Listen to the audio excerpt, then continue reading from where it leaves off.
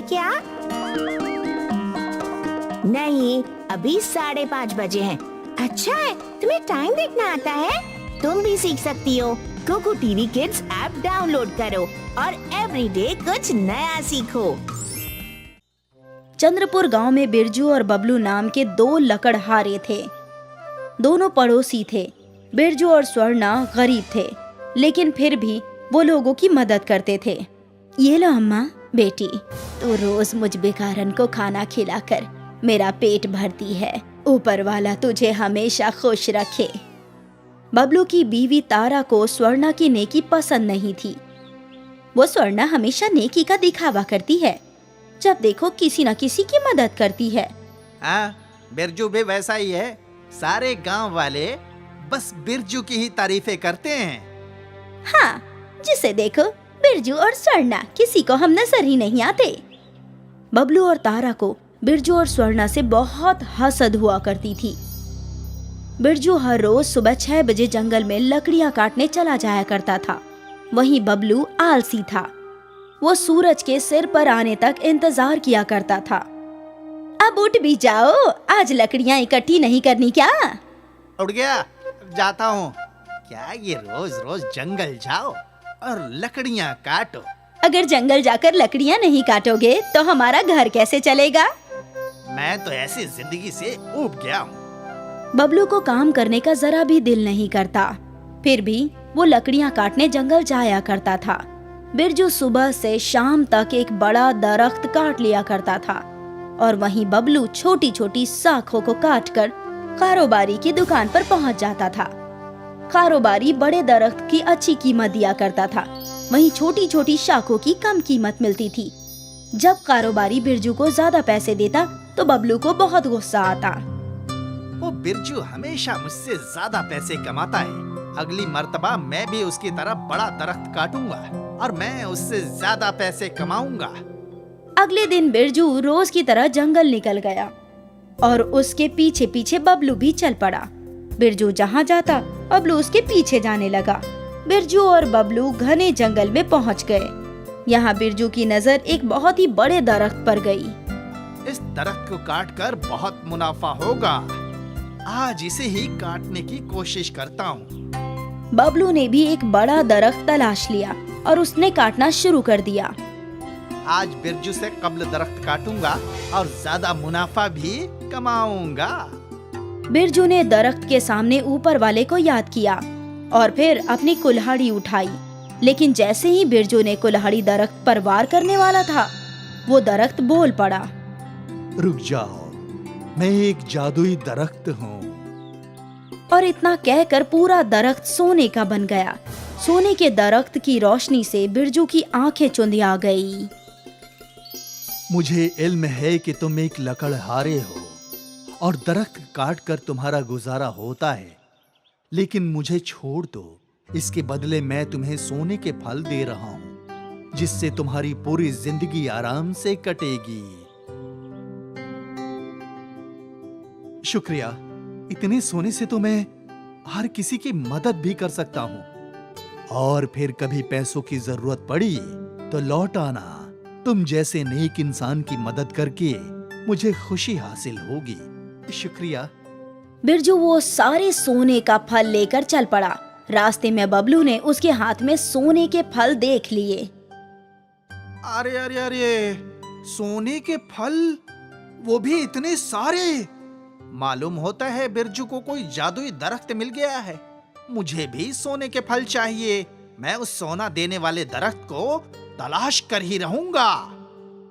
इस इरादे से बबलू ने अपनी कुल्हाड़ी उठाई और दरख्त पर कुल्हाड़ी मारकर आजमाने लगा। ये भी नहीं, ये भी नहीं, ये भी मामूली दरख्त है। कहाँ है वो जादुई दरख्त? अब बिरजू इसी रास्ते से आया था। अब मुझे उसके कदमों के निशान तलाशने चाहिए।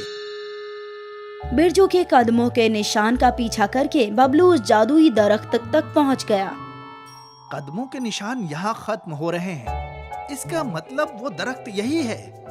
बबलू ने बगैर सोचे समझे अपनी कुल्हाड़ी उठाई। रुक जाओ। ये कौन बोला? मैं मैं कोई आम दरख्त नहीं, जादुई दरख्त हूँ। अब इतना सारा सोना, अगर मैं पूरा दरख्त काट लूं तो मैं दुनिया का सबसे रईस इंसान बन जाऊंगा। तुम तो निहायत ही लालची शख्स मालूम होते हो। हाँ, और मैं तुम्हें काटने वाला हूँ। रुक जाओ, मैं तुम्हें सोने के फल दे सकता हूँ। मैं अहमक थोड़ी ना हूँ जो थोड़े से सोने के फल लेकर के जाऊं, जब मेरे रूबरू सोने का पूरा दरख्त है। बबलू ने कुल्हाड़ी से वार करना चाहा। रुक जाओ, मैं तुम्हें ढेर सारा सोना दे सकता हूँ, सोच लो।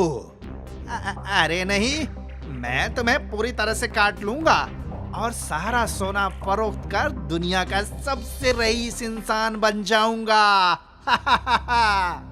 बबलू ने दरख्त की एक जड़ काटने के लिए वार किया। 2-3 बार में उस जड़ का एक टुकड़ा कट गया, लेकिन दरख्त से अलग होते ही वो टुकड़ा आम जड़ में तब्दील हो गया। ये क्या? तुमने मेरी एक जड़ काटी है, अब देखो। सुनहरे दरख्त ने अपनी शाखाएं जोर से हिलाई और उसकी शाखाओं में से नुकीले कांटे निकले और उन कांटों से दरख्त ने बबलू पर हमला कर दिया। अरे अरे अरे अरे, ये क्या कर रहे हो? ये क्या कर रहे हो? बहुत लालच है ना तुम्हारे अंदर। एक और मर्तबा नुकीले कांटे दरख्त की शाखाओं से बबलू के जिस्म में घुस गए।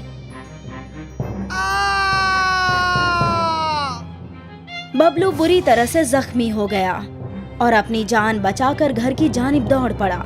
जख्मी बबलू लड़खड़ाते हुए अपने घर तक पहुंचा। बिरजू ने बबलू को गिरने से बचा लिया। बबलू की बीवी भी घर से बाहर आई और रोने लगी। ये सब कैसे हुआ? जादुई दरख्त ने मुझे मेरे लालच की सजा दी है। बबलू ने बिरजू को पूरा किस्सा बताया। हे ऊपर वाले, ये सब क्या हो गया?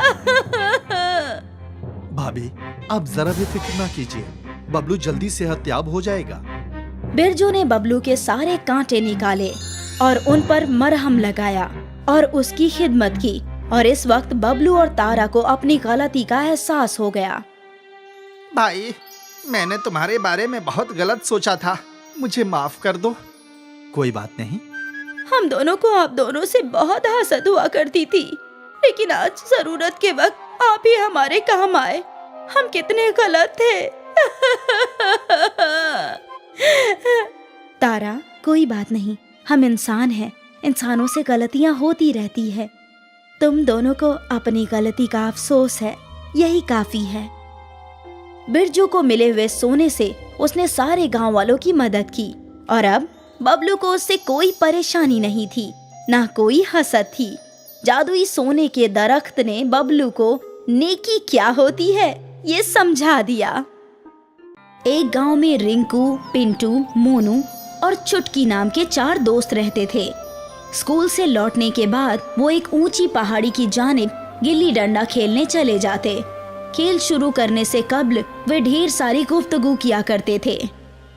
मैं अपने दादा के साथ घूमने जाता हूँ तो मैंने दादा को अक्सर लोगों से गुफ्तगू करते सुना है कि बचपन बहुत अच्छा होता है, बचपन में बहुत मजे आते हैं, लेकिन मुझे तो ऐसा कुछ लगता ही नहीं।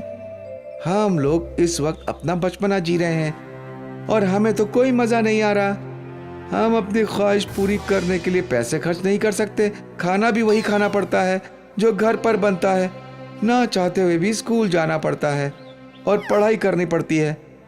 तो फिर बचपन मजेदार कैसे हुआ? मेरे अब्बा कहते हैं कि बचपन मजेदार इसलिए होता है कि बचपन में कोई जिम्मेदारी नहीं होती।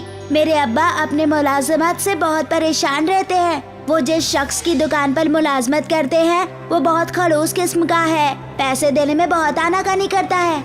बचपन में पैसे नहीं कमाने पड़ते, शायद इसीलिए ही बचपन अच्छा होता है। मुझे तो लगता है कि जवान लोगों की जिंदगी अच्छी होती है, कम से कम उन्हें शादी करने का मौका तो मिलता है। हम लोग तो चाह कर भी शादी नहीं कर सकते। चलो दोस्तों, गुफ्तगू बहुत हो गई, अब गिल्ली डंडा शुरू करते हैं। हाँ, चलो। एक रोज की बात है, पतझड़ का मौसम था और बहुत तेज हवा चल रही थी। रिंकू ने गिल्ली को खूब लंबा उड़ाया। हवा से गिल्ली पहाड़ी के पार चली गई। अब क्या करे, गिल्ली तो पहाड़ी वाले जंगल में चली गई। चलो पहाड़ी पार करके उस पार जंगल में चलते हैं। नहीं, हमें उसके पास नहीं जाना चाहिए। मेरी दादी बताती है कि पहाड़ी पार का जंगल अच्छा नहीं है, वहाँ जाना खतरनाक है। हमारी सारी गिल्लियां खो चुकी हैं और हमारे पास नई गिल्लियां खरीदने के पैसे भी नहीं हैं। हमें पहाड़ी पार जाना ही होगा। ठीक है, तुम लोग आगे आगे चलना, मैं सबसे पीछे चलूंगा, ताकि अगर कोई शेर या भेड़िया मिल जाए तो तुम लोगों को खा जाए और मैं भाग सकूं, ताकि तुम लोगों के मरने की खबर तुम्हारे खानदान तक पहुंचाने वाला भी तो कोई चाहिए। चारों दोस्त गिल्ली लेने पहाड़ी वाले जंगल में पहुंचे। उन्हें किसी के जोर जोर से रोने की आवाज सुनाई दी। ये कौन रो रहा है? मैंने कब ही कहा था कि यहाँ मत आओ। कहीं कोई भेड़िया तो नहीं रो रहा? आवाज इस सिमत से आ रही है, उधर ही चलो। नहीं दोस्तों, उधर मत जाओ, कहीं हम किसी मुसीबत में ना फंस जाए। तुम निहायती बुज़दिल हो। चलो दोस्तों, वहां जाकर देखते हैं कि कौन रो रहा है। चारों दोस्त उस सिमत बढ़ते हैं जहाँ से रोने की आवाज आ रही थी। कुछ दूर जाने पर उन्होंने देखा कि एक पेड़ रो रहा है। मुझे यकीन नहीं हो रहा, क्या एक पेड़ भी रो सकता है? जैसा कि रिंकू की दादी ने फरमाया था, यह जंगल मुहब्बम है, यहाँ कुछ भी मुमकिन है। सुनो दरख्त, तुम रो क्यों रहे हो?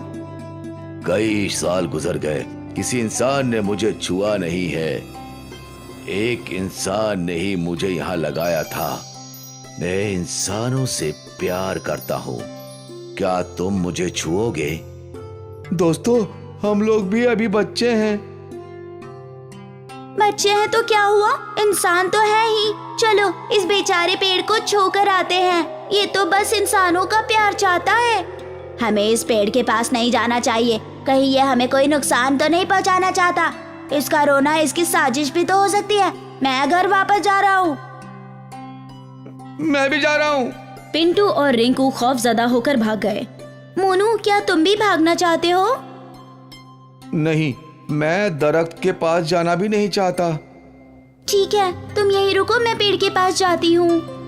चुटकी ने जैसे ही पेड़ के पास जाकर पेड़ को छुआ, ये का एक पेड़ से खतरनाक हाथ बाहर निकला और उसने चुटकी को पेड़ के अंदर खींच लिया। मोनू भूत भूत चिल्लाता हुआ वहाँ से फरार हो गया। मोनू ने गांव पहुंचकर सारा वाकया पिंटू और रिंकू को बताया।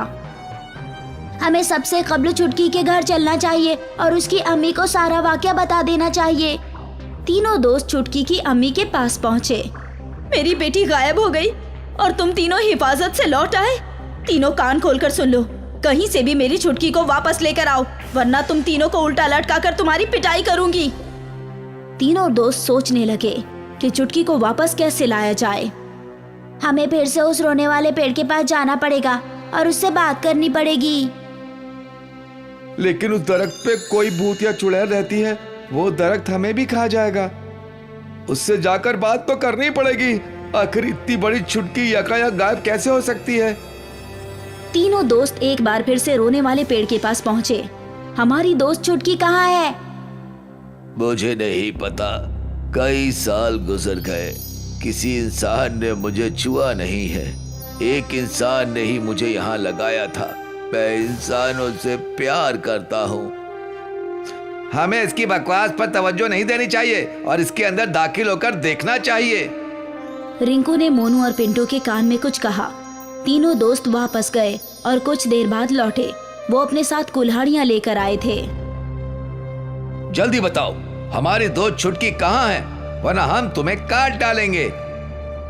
मुझे नहीं पता, कई साल गुजर गए, किसी इंसान ने मुझे छुआ नहीं है। एक इंसान ने ही मुझे यहाँ लगाया था। मैं इंसानों से प्यार करता हूँ। ये ऐसे नहीं मानेगा। तीनों दोस्त कुल्हाड़ी लेकर जब आगे बढ़े तो पेड़ डर गया। रुको, मुझे मत काटो, मैं तुम्हें बताता हूँ कि तुम्हारी दोस्त कहाँ है। दरअसल एक चुड़ैल ने मेरे ऊपर कब्जा कर रखा है। चुड़ैल रोजाना के इंसान का खून पीती है। चुड़ैल मुझे धमकी दे रही है कि अगर मैं उसे रोजाना की इंसान नहीं दूंगा तो वो मुझे जला देगी। अब तुम ही लोग मुझे बताओ कि मैं क्या करूं। चुड़ैल सिर्फ तुम्हें खौफजदा कर तुम्हारा इस्तेमाल कर रही है। मेरी दादी ने मुझे बताया था कि चुड़ैल और भूत आग से डरते हैं, वो आग का इस्तेमाल नहीं कर सकते। चुड़ैल ने मेरे अंदर एक सुरंग बना रखी है, वो उसी में रहती है। तुम्हें तुम्हारी दोस्त दरख्त के अंदर मिल जाएगी। चुड़ैल इस वक्त खून के तालाब में नहाने गई हुई है। तीनों दोस्त पेड़ के अंदर दाखिल हुए और चुटकी को उठाकर बाहर ले आए। चुड़ैल चुटकी का काफी खून पी चुकी थी, इसलिए चुटकी बेहोश हो चुकी थी। हमें फौरन चुटकी को अस्पताल ले जाना होगा। चुटकी को अस्पताल में खून की बोतल चढ़ाई गई तो चुटकी को होश आया। रिंकू और मोनू, चुटकी अब महफूज है। चलो अब उस पेड़ के पास चलते हैं, हमें उस पेड़ को चुड़ैल से छुटकारा दिलाना है। तीनों दोस्त रोने वाले पेड़ के पास पहुंचे और पेड़ के ऊपर छुप गए। जब रात में चुड़ैल वापस आई तो उन्होंने चुड़ैल के ऊपर मिट्टी का तेल डालकर चुड़ैल के ऊपर जलती हुई माचिस फेंक दी। इस तरह रोने वाला पेड़ हमेशा के लिए चुड़ैल से आजाद हो गया। एक घने जंगल के पास एक गांव था सोनपुर। सोनपुर में महेश और उसकी बीवी जया रहा करते थे। अरे महेश, कब लौटा रहे हो मेरा कर्ज? जल्दी ही सेठ जी, जैसे ही पैसे इकट्ठे होते हैं तो सीधा आपके पास आऊंगा। ठीक है, मैं इंतजार करूंगा। जी सेठ जी। महेश की बीवी को सेठ से बेहद परेशानी थी। अरे ए जी, अब और कितना ब्याज देंगे सेठ को? जितना कर्ज इससे लिया था उसका तो दुगना दे चुके हैं हम। मालूम नहीं, ये सब मेरी समझ से बाहर है। मुझे तो बस इतना इल्म है कि अगर हमें इस घर में रहना है तो हमें सेठ जी को पैसे देने ही होंगे। ठीक है। एक मर्तबा की बात है, महेश ने जंगल में एक बड़े दरख्त का सौदा किया। उससे काफी अच्छे पैसे मिले। जब वो घर लौटा, अभी जाकर ये पैसे सेठ जी को दे आता हूँ। अरे अरे, सारे पैसे उनको देने की क्या जरूरत है? आधे हम रख लेते हैं ना। लेकिन क्यों? क्यों क्या? मेरे बदन पर एक भी जेवर नहीं है। कम से कम इन पैसों से एक बाली खरीद लो। और अगर सेठ जी को इल्म हुआ तो वो नाराज होंगे। उन्हें कौन बताएगा? ठीक है, मैं बाली खरीद लाता हूँ। महेश ने एक सोने की बाली खरीद ली और बचे हुए पैसे लेकर वो सेठ के पास गया। अरे वाह वाह, आज तो तेरी कमाई अच्छी हुई है। हाँ सेठ जी। तू ऐसे ही ईमानदारी से पैसे लाकर देगा तो जल्द ही तेरा घर तेरा हो जाएगा। और कितने पैसे देने हैं सेठ जी? बस 20,000 और। ठीक है, उम्मीद है जल्दी ही दे दूंगा। महेश यहाँ से अपने घर गया। मेरी बाली लाए क्या? हाँ, ये लो। लेकिन मुझे लगता है मुझे सेठ जी को पैसे दे देने चाहिए थे। वो क्यों? बस 20,000 ही तो बचे हैं। ये बाली नहीं लाता तो 10,000 ही बचते। कोई बात नहीं, अगली बार कमाओगे तो दे देना। फिलहाल मैं ये बाली पहन रही हूँ। बाली पहनकर जया बेहद खुश थी। वो अपनी सोने की बाली दिखाने अपनी पड़ोसन के पास गई। अरे शीला, ये देख, मेरे शौहर मेरे लिए सोने की बाली लाए हैं। ये तो बहुत अच्छी है बाजी, है ना? जया ने गांव की हर औरत को अपनी बालियां दिखाई। और रात को जब जया सो रही थी तो एक चोर ने जया की बालियां चुराई और वहां से फरार हो गया। अगली सुबह, हे राम, मेरी बालियां, हे भगवान, मेरी बालियां चोरी हो गई। तुमने अपनी बालियां किसे दिखाई थी? किसी को नहीं, बस शीला को, विमला को, प्रभा को। पूरे गांव भर में तो मुनादी कर दी और बोलती हो कि किसी को नहीं दिखाई। तुम्हारा तो दिमाग ही घुटने में है। इससे तो बेहतर था कि मैं ये पैसे सेठ जी को दे देता। अहमक औरत।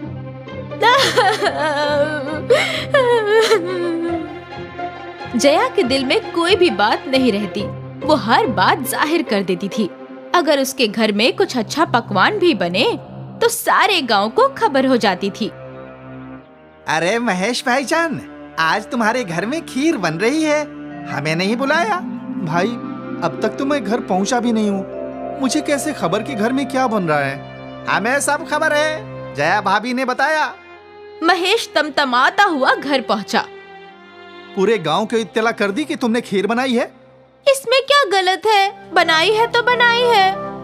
अरे बनाओ तो खुद खाओ ना, दुनिया को खबर करने की क्या जरूरत है? तुम्हारी इस आदत से परेशान हूँ मैं।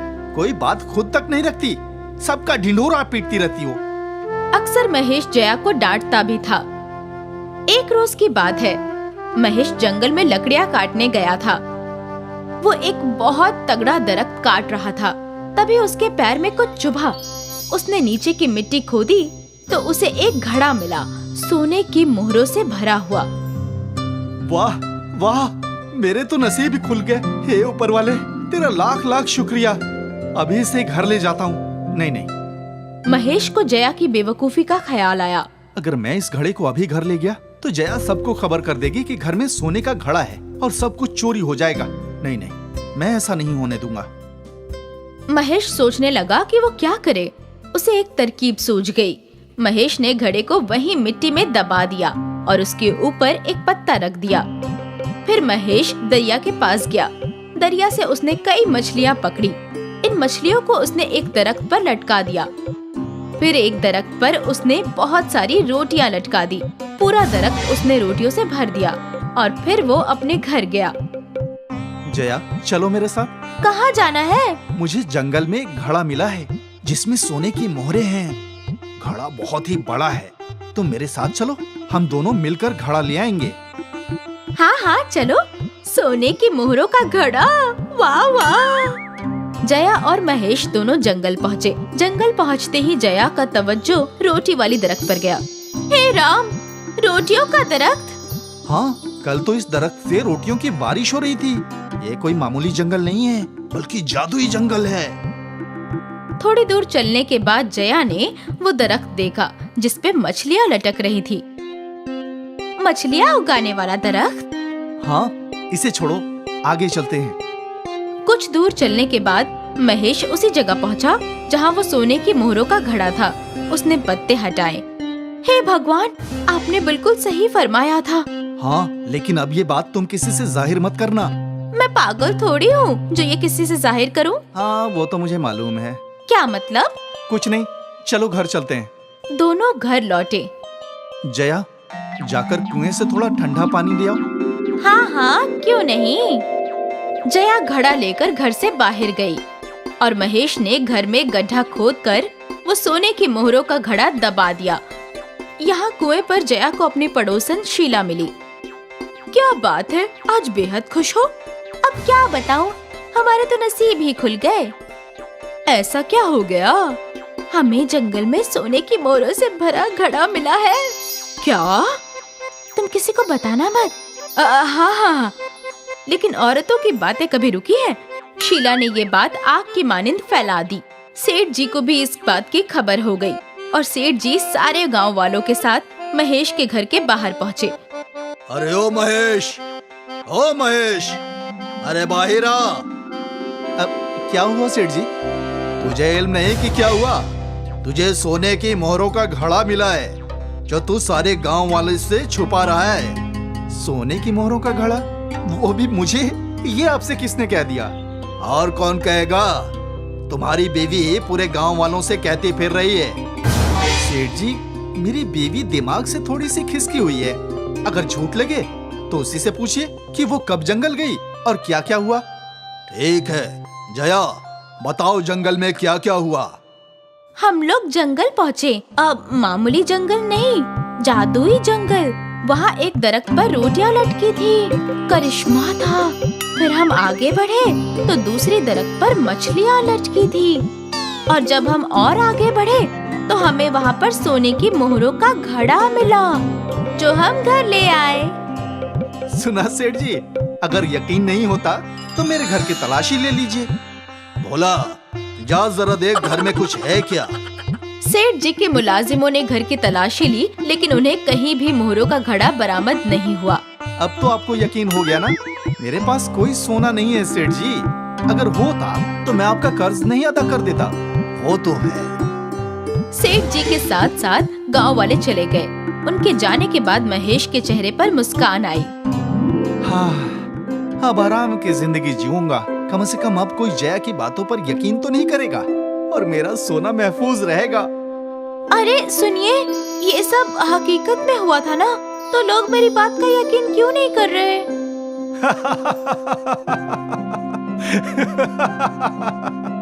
जया परेशान थी, लेकिन महेश खुश था। उसका सोना महफूज था।